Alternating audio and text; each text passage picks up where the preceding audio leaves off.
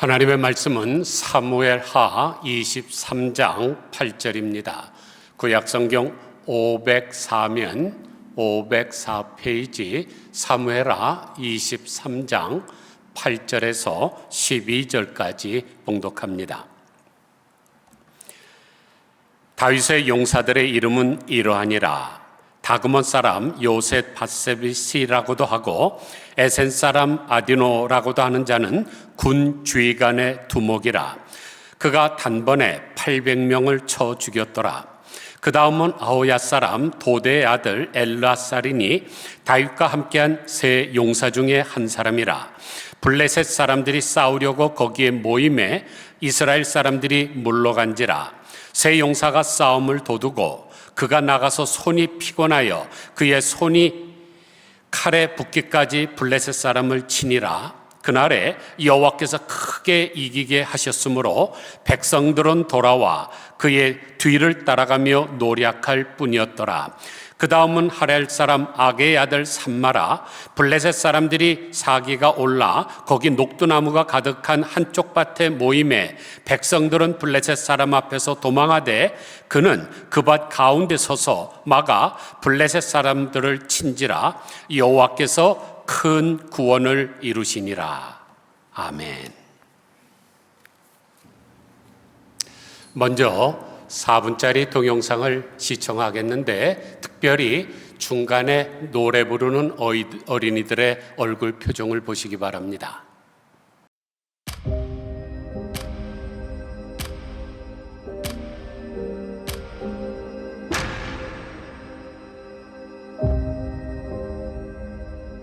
무고한 시민들은 왜 일제폭력 앞에 속수무책으로 당해야 했을까? 수많은 청년들은 왜 차가운 옥중에서 생을 마감해야 했을까? 빼앗긴 땅, 빼앗긴 목숨, 빼앗긴 자유. 그러나 우리들의 굳은 독립의지는 빼앗길 수 없었습니다.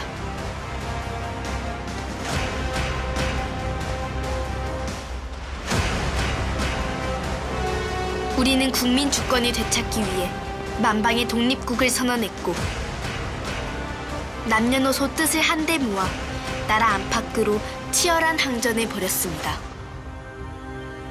일제의 총칼 앞에서도 물러서지 않고 피 맺힌 독립을 외친 300만 명이 넘는 영웅들.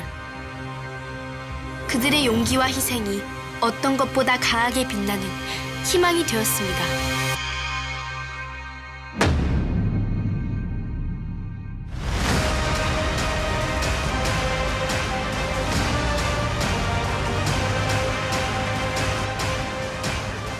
(1945년 8월 15일) 우리 민족은 식민의 사슬을 끊어내며 35년간의 지난한 어둠을 뚫고 마침내 빛을 되찾았습니다.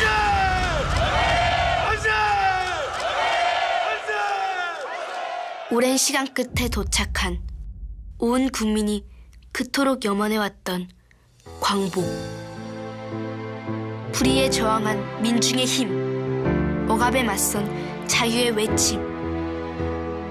그 누구도 아닌 우리의 손으로 우리가 되찾은 빛입니다. 전중의 일곱이 진흙색 일복 입고 두 무릎 꿇고 앉아 주님께 기도할 때 접시 두 개 통밥덩이 창문 열고 던져줄 때 피눈물로 기도했네. 피눈물로 기도했네. 오늘은 광복 80주년 기념주일인데 이때를 맞춰서 웃는 아이라는 뮤지컬 팀 학생들이 일제시대에 관한 노래를 부르고 있는 장면입니다. 이 학생들은 모두 초등학교 3학년, 4학년, 5학년 학생들로 구성이 되어 있는데 이 학생들의 특징은 조국 독립에 관한 노래만 부르고 있다는 사실입니다. 참으로 대단하지 않습니까? 한 10살 정도 된 소녀라고 하면 고무줄 장난이나 하며 떡볶이 먹으면서 까르르 웃으면서 지낼 때인데 전 국민을 감동케 하는 장엄함과 진지함이 있습니다. 왜냐하면 이 시대의 진정한 영웅들이기 때문입니다. 사랑하는 성도 여러분, 영웅이 누굽니까? 이명욱 씨가 영웅입니까? 진정한 영웅이란 어떤 사람을 말할까요? 우리 한국어 사전을 보면 영웅이란 지혜와 재능이 뛰어나고 용맹하여 보통 사람이 하기 어려운 일을 해내는 사람이라고 정의하고 있습니다. 그렇다면 골리앗도 영웅이겠죠. 왜냐하면 블레셋 사람 가운데 가장 용맹하고 나라를 구하는 사람이니까 다른 사람이 해내지 못한 일을 하는 사람 아닙니까? 가룟 유다도 마찬가지겠죠. 지혜가 탁월해서 돈주머니에서 돈을 훔치고 다른 사람이 해내지 못하는 스승을 팔아먹는 일까지 한 사람이니까 영웅이겠죠. 그러므로 정의부터가 잘못됐습니다. 그래서 영웅이라는 책을 통해서 성경이 말씀하는 진정한 영웅이란 어떤 사람인가를 가리키는가를 조명한 사람이 있습니다. 헤럴드 살라 박사인데 이분은 가이드라인 인터내셔널 미니스트리를 설립해서 50년 동안 기독교 방송을 통해서 복음을 전한 최초의 사람입니다. 그러면 이분이 찾아낸, 다시 말해서 성경이 말씀하시는 진정한 영웅이란 어떤 사람일까요? 이 책에 보면 영웅이란 자기 시대에 차별화된 인생을 산 사람이라고 정의하고 있습니다. People who made a difference in our world. 우리 한번 따라 하실까요? 영웅이란 자기 시대에 차별화된 인생을 산 사람이다. 보통 사람들은 영웅이라 그러면 역발산 기계세의 항우나 또는 헤라클레스나 삼성과 같이 힘이 세고 또는 솔로몬이나 아인슈타인 같이 탁월한 지혜를 가졌거나 트럼프 대통령처럼 놀라운 일을 행하는 사람을 연상하지만 진정한 영웅이란 자기 시대에 차별화된 인생을 산 사람입니다. 그렇기 때문에 여러분들도 얼마든지 영웅이 될 수 있습니다. 그런데 헤럴드 살라 박사는 영웅이 되기 위해서는 3가지 요소를 갖추고 있어야 한다 그랬습니다. 첫째, 전인적 인격의 신실함입니다. 소위 인테그리티죠. 둘째, 자기의 신념과 사상에 헌신적인 사람입니다. 즉 커미트먼트한 사람입니다. 셋째, 군중으로부터 고고하게 서 있을 수 있는 의지가 분명한 사람이어야 한다 그랬습니다. 곧 willingness죠. 이처럼 영웅은 인격과 신념과 입지가 분명해서 차별화된 인생을 사는 사람입니다. 사랑하는 성도 여러분, 여러분은 여러분의 인격과 신념과 입지가 분명하십니까? 그렇다면 여러분은 진영웅입니다. 만약 그렇지 않다면 안영웅입니다. 오늘 본문의 주인공은 진영웅이죠. 진짜 영웅적인 삶을 살았습니다. 헤럴드 박사가 영웅에 관하여 정의해 준 대로 다윗은 인격적인 진실성과 헌신적인 신념 그리고 군중으로부터 고고하게 서 있을 수 있었던 입지가 의연했던 사람입니다. 이런 사람에게 뭐가 생길까요? 떡이 생길까요? 돈이 생길까요?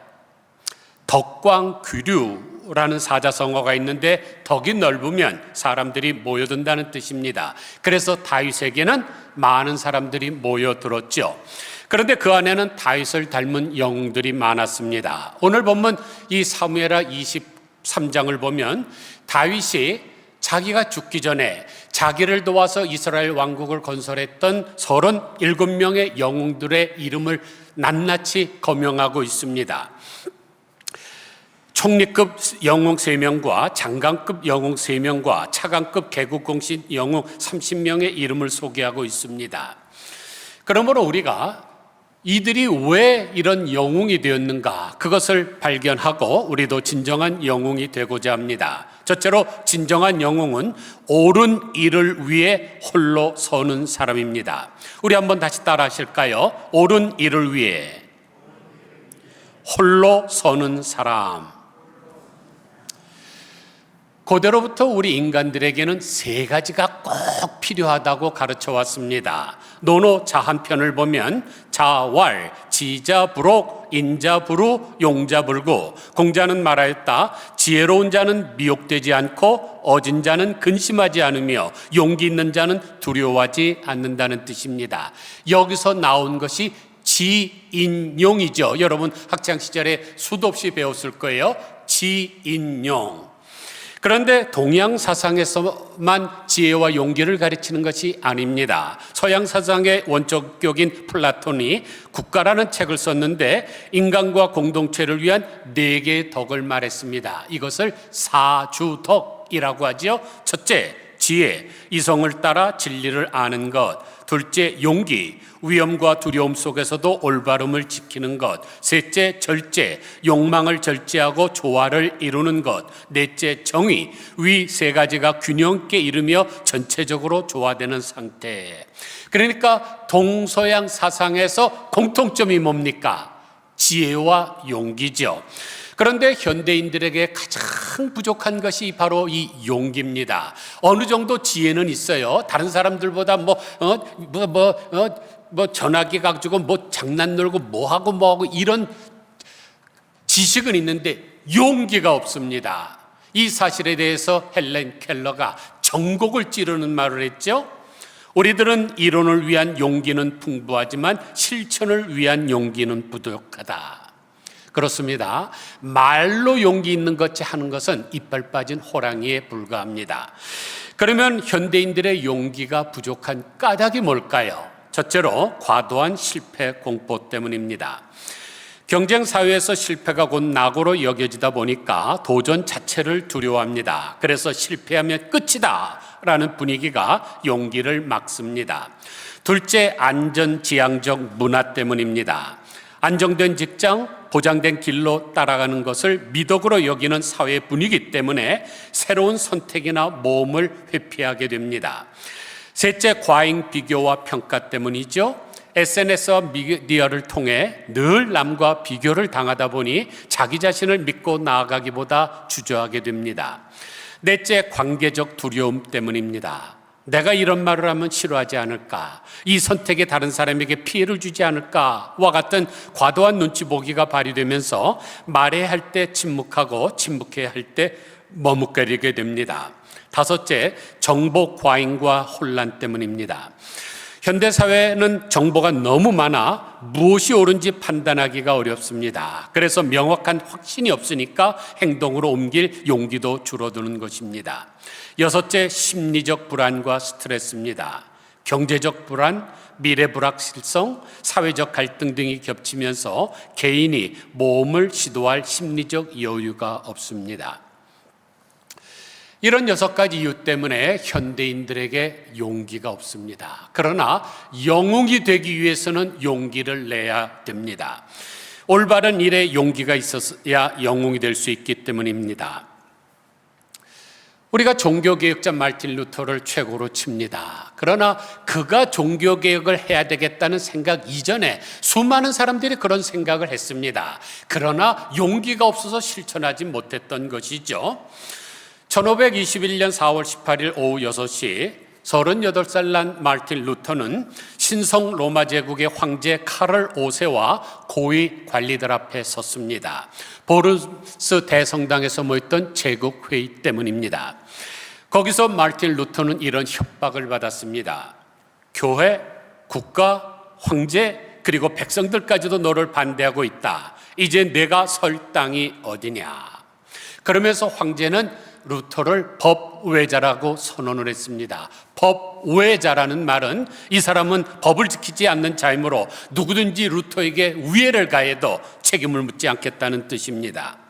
만약 여러분들이 황제 앞에 불려가고 수많은 사람들이 눈이 나를 지켜보고 있습니다. 그리고 나를 그렇게 공격을 할 때 여러분들은 어떻겠습니까? 교회와 국가와 황제 그리고 백성들까지도 나를 반대하고 있고 나는 설 땅이 없고 사람들이 나를 돌로 쳐도 죄가 되지 않는다고 하면 사람들은 무서워서 도망가거나 은둔하거나 심지어 자살하고 말 것입니다. 그런데 마르틴 루터는 의연하게 용기를 내서 외치지요. 나는 예나 지금이나 동일하게 전능하신 하나님 장중에 있을 뿐이다. 주님, 제가 여기 서 있나이다. Here I stand. 이 말이 가장 유명한 말입니다. 주여, 내가 여기 서 있나이다. 이처럼 옳은 일을 위해서라면 혼자서라도 입지를 펼쳐나가는 고독한 용기가 필요합니다. 오늘 본문에 나오는 이 세 사람의 용사들에게는 두 가지 공통점이 있습니다. 첫째, 물러서지 않았다는 점입니다. 블레셋 군대가 이스라엘을 쳐들어왔을 때 모든 국민들이 무서워서 도망갔습니다. 그러나 요셉, 바세벳, 엘르아살, 삼마 이 세 사람만은 결코 물리치지 않았습니다. 왜냐하면 오랑캐로부터 하나님의 백성의 나라를 지키는 것은 옳은 일이라고 생각했기 때문입니다. 성경은 이 점을 부각시켜 주죠. 특별히 10절과 12절에 그러나 혼자서 라고 이야기를 하고 있습니다. 다른 사람들이 다 도망간다 할지라도 그러나 혼자서 100만인이 다 도망간다 할지라도 끝까지 남아서 그 자리를 지키는 것, 이게 충성이죠. 출애굽기 23장 2절은 이 점을 강조하고 있습니다. 다수를 따라 악을 행하지 말며 Do not follow the crowd in doing wrong. 송사의 다수를 따라 부당한 증언을 하지 말며 가난한 자의 송사라고 해서 편법되이 두둔하지 말지니라. 그렇습니다. 기독교는 절대로 민주주의가 아닙니다. 진리로 투표를 결정하는 것이 아니라 하나님의 말씀에서 나오는 것입니다. 그렇기 때문에 기독교는 신본주의지 민주주의가 아닙니다. 둘째로 기독교는 다수결주의가 아닙니다. 다수가 옳다고 해서 그것이 진리가 되지 않습니다. 좁은 길을 가르치신 예수님의 말씀처럼 소수가 진리를 붙들 수가 있기 때문입니다. 셋째로 기독교는 어떤 정치적, 철학적 주의가 아닙니다. 공산주의, 자본주의, 사회주의, 민족주의 등 인간 사상이 아니라 하나님의 계시와 구속사에 기초하기 때문입니다. 넷째로 기독교는 단순한 윤리체계가 아닙니다. 착하게 살자는 도덕운동이 아니라 예수 그리스도를 통한 구원의 복음이기 때문입니다. 다섯째, 기독교는 문화적 전통이 아닙니다. 특정 민족이나 전통 문화의 산물이 아니라 모든 나라와 민족을 향한 하나님의 보편적 복음이기 때문입니다. 그러면 기독교는 무엇일까요? 기독교는 하나님의 통치 아래 말씀에 순종하며 사는 삶이 기독교입니다. 그런데 순종하려면 뭐가 필요할까요? 용기가 필요합니다. 그래서 100만인이 옳다고 해도 하나님이 틀렸다 하면 하나님의 편에 설 줄 아는 용기가 필요합니다. 그런데 하나님이 옳다고 하시는 일에 순종을 하면 우리에게 승리를 주십니다. 그래서 세 용사에게 두 번째 공통점을 주셨는데 여호와께서 크게 이기게 하셨다고 하는 것입니다. 10절을 보면 그날에 여호와께서 크게 이기게 하셨으므로 백성들은 돌아와 그의 뒤를 따라 노력할 뿐이었더라고 합니다. 그러므로 우리는 이 하나님의 약속을 믿고 어떤 어려움 속에서도 앞만 보고 전진을 해야 됩니다. 예수회를 창립한 성 이나시오 로욜라는 영성수련이라는 책을 썼는데 그곳에서 모든 행동을 수반하는 생각에는 세 가지가 있다 그랬습니다. 여러분도 지금 생각하는 것 세 가지입니다. 첫째, 하나님이 주신 생각. 둘째, 나의 생각. 셋째, 마귀가 주는 생각입니다. 그런데 복잡한 생각은 하나님으로부터 나오는 것이 아닙니다. 여러분 성경을 보면서 예수님의 설교를 들어보세요. 제가 보통 30분 정도 하는데 예수님 설교는 3분이 넘지 않습니다.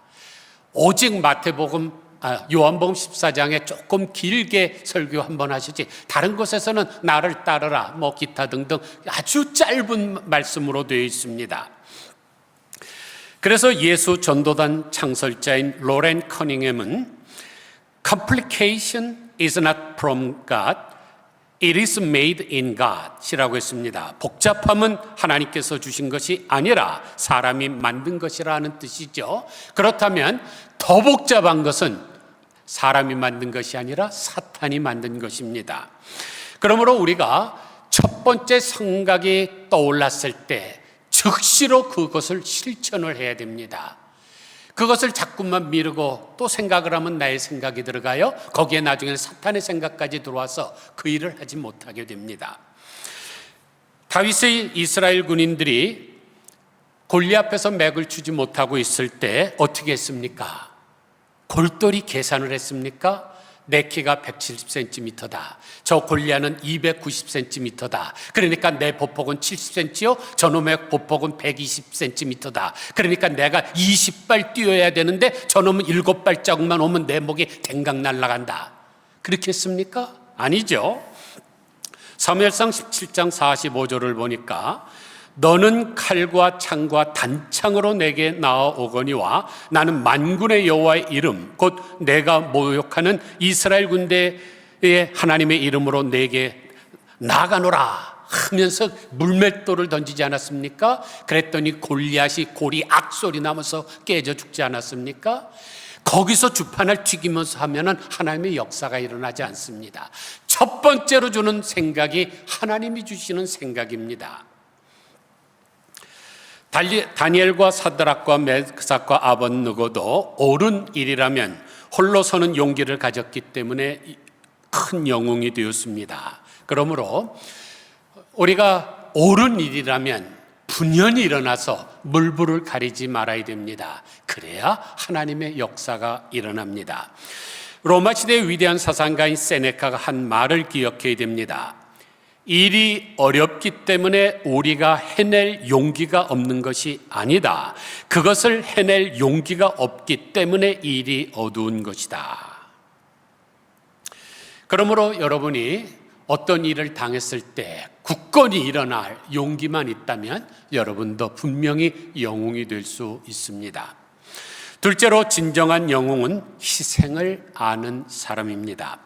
오늘 보면 13절서부터 보면은 다윗이 고향 생각을 하면서 넋두리를 합니다. 내가 살던 그 고향 베들레헴 앞에 우물가에서 누가 물을 떠올 수 있을까? 그냥 넋두리처럼 한 말입니다. 그런데 세 용사가 지금 적진이 거기를 포위하고 있는데 그것을 뚫고 들어가서 그 베들레헴 우물가에서 물을 떠갖고 오지 않습니까?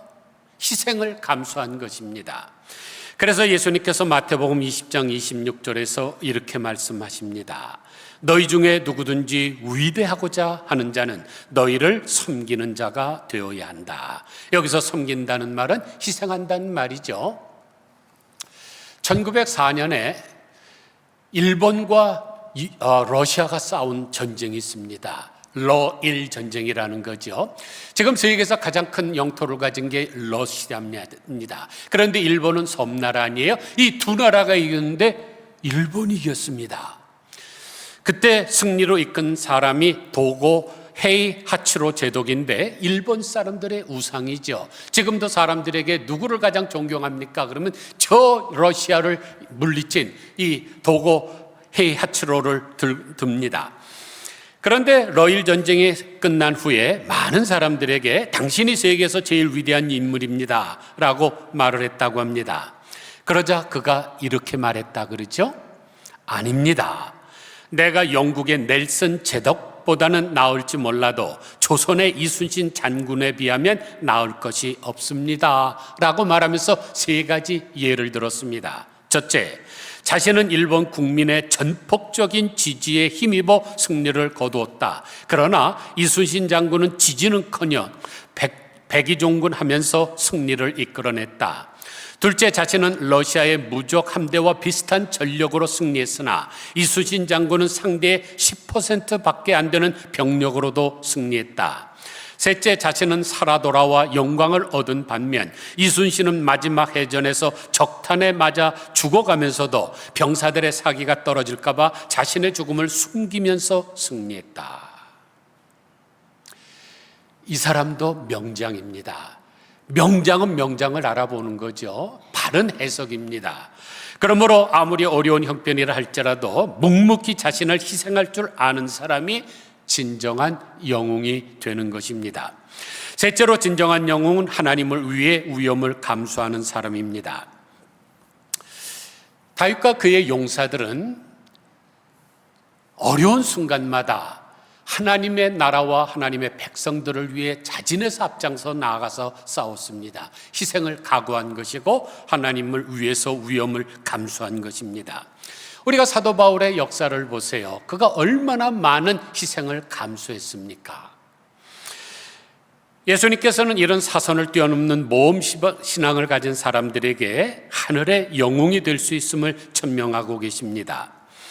마가복음 10장 29절을 보니까 예수께서 이르시되 내가 진실로 너희에게 이르노니 나와 복음을 위하여 집이나 형제나 자매나 어머니나 아버지나 자식이나 전토를 벌인 자는 현세에 있어 집과 형제와 자매와 어머니와 자식과 전토를 100배나 받되 박해를 겸하여 받고 내세에 영생을 받지 못할 자가 없느니라. 성경이 말씀하시는 영웅들은 하나님을 위해서 희생을 감수한 사람들입니다. 히브리서 11장 32절을 보니까 내가 무슨 말을 더 하리요? 기드론, 바락, 삼손, 입다, 다윗 및 사무엘과 선지자들의 일을 말하려면 내게 시간이 부족하리로다. 그들은 믿음으로 나라들을 이기기도 하고 의를 행하기도 하며 약속을 받기도 하며 사자들의 입을 막기도 하며 불의 세력을 멸하기도 하며 칼날을 피하기도 하며 연약한 가운데서 강하게 되기도 하며 전쟁에 용감하게 되어 이방 사람들의 진을 물리치기도 하며 여자들은 자기의 죽은 자를 부활로 받아들이기도 하며 또 어떤 이들은 더 좋은 부활을 얻고자 하여 심한 고문을 받되 구차히 풀려나기를 원하지 아니하였으며 또 어떤 이들은 조롱과 채찍질 뿐 아니라 결박과 옥에 갇히는 시련도 받았으며 돌로 치는 것과 톱으로 켜는 것과 시험과 칼로 죽임을 당하고 양과 염소의 가죽을 입고 유리하여 궁핍과 환난과 학대를 받았으니 이런 사람은 세상이 감당하지 못하느니라. 그래서 우리가 하나님을 위해서 무릎을 쓸 때 하나님께서는 큰 역사를 이루어 주십니다. 이게 바로 현대 선교의 아버지라고 불리우는 윌리엄 캐리의 좌우명이죠. 하나님으로부터 큰 것을 기대하라. 하나님을 위해 큰 것을 시도하라. Expect great things from God. Exercise the great things for God. 말씀을 마칩니다. 누가 영웅입니까? 임영웅이가 영웅이 아닙니다. 이 시대에 차별화된 삶을 사는 사람이 영웅입니다. 이 사진은 여러분이 지금까지 평생 한 번도 못 본 사진이라고 생각이 됩니다. 이분이 누굴까요? 3.1 독립만세 운동을 주도했다고 체포돼서 징역 6개월에 집행유예 2년을 선고받고 그 악명 높은 서대문 형무소에 수감되어서 모진 고난을 당하신 소은명 열사입니다. 그러면 그때 그분의 나이가 몇 살이었을까요? 14살입니다.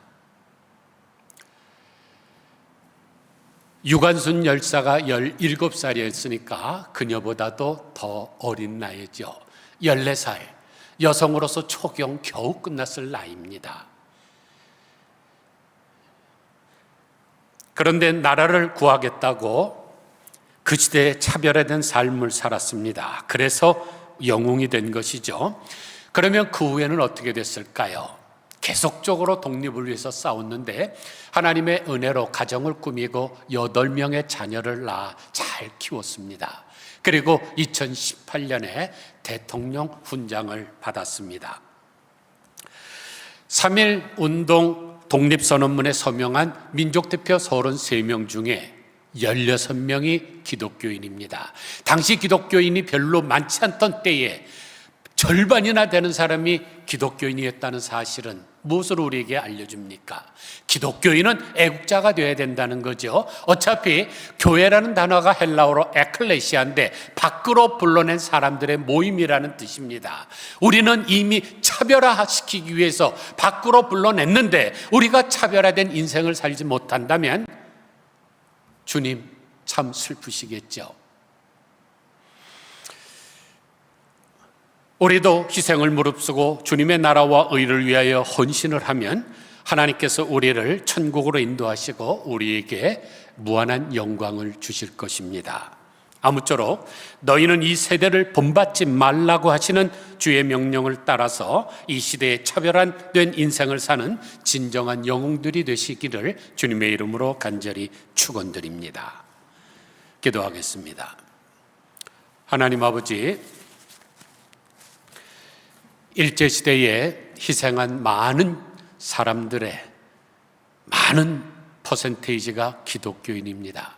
기독교인만큼 나라를 사랑하는 사람이 없는 줄 압니다. 우리가 새벽 기도에 모여 있어도 나라를 위해서 기도하는 것과 마찬가지로 나라를 가슴에 품고 살아가는 사람들이 저희들인 줄 압니다. 그러기 위해서는 이 시대에 차별화된 인생을 살게 하여 주옵소서. 희희낙낙하고 룰루랄라하고 사람들 따라다니며 사람들이 좋아하는 일에 서지 말게 하여 주시고 구별된 삶을 살게 하여 주옵소서. 이 시대를 본받지 말라고 했사오니 하나님 아버지, 저희들 주님이 부르시는 일에 분연히 일어날 수 있게 하시고 하나님이 옳다고 하는 일에 저희가 희생을 감수하며 앞장서 나아갈 수 있도록 도와주시옵소서. 그래서 천국에서 진정한 영웅들이 되게 하여 주옵소서. 예수 그리스도의 거룩하신 이름으로 간절히 기도드리옵나이다. 아멘.